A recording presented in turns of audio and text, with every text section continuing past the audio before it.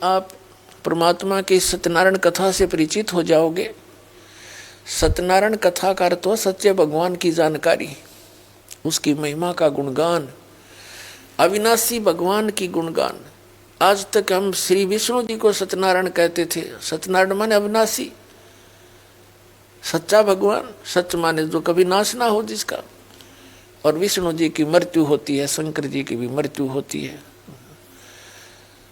और ब्रह्मा जी की भी मृत्यु होती है। तो ये सत्यनारायण नहीं थे।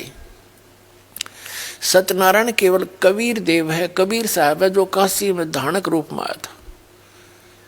बनारस के अंदर 120 वर्ष रहे, सहशरीर आए थे, शिशु रूप धारण किया था और सहशरीर चले गए थे मगहर से हजारों लाखों की संख्या में उपस्थित दर्शकों के सामने।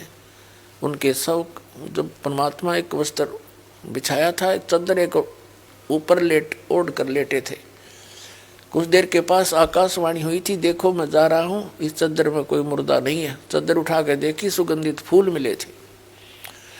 वो ना जन्म हुआ ना मरे थे, वो सत्यनारायण है, वो अविनाशी परमात्मा है।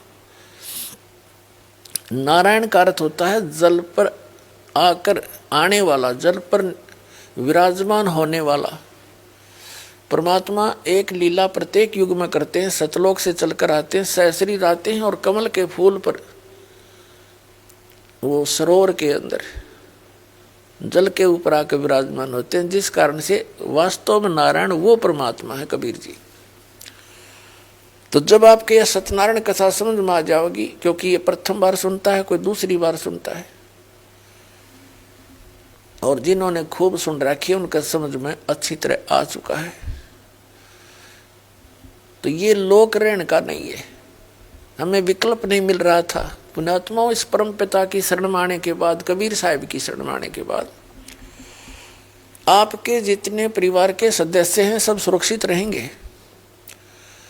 आपको आवश्यक वस्तुएं उपलब्ध करवाएगा, तभी हम भक्ति कर सकते हैं।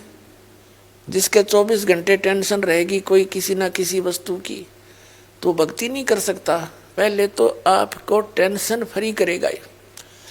जितनी आपकी आस्था इस भगवान में बढ़ती चली जाएगी, जितना विश्वास बनेगा उतना ही आपके निकट आएगा।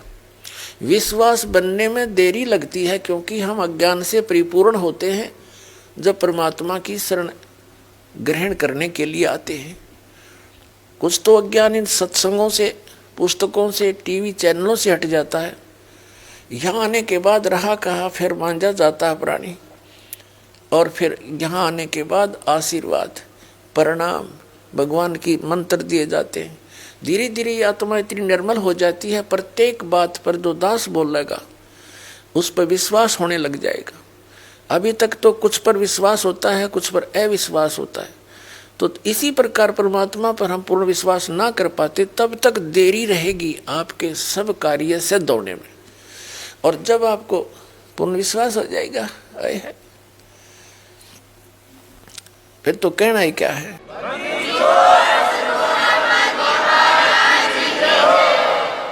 जिनको पूर्ण विश्वास हो जाता है, एक भक्त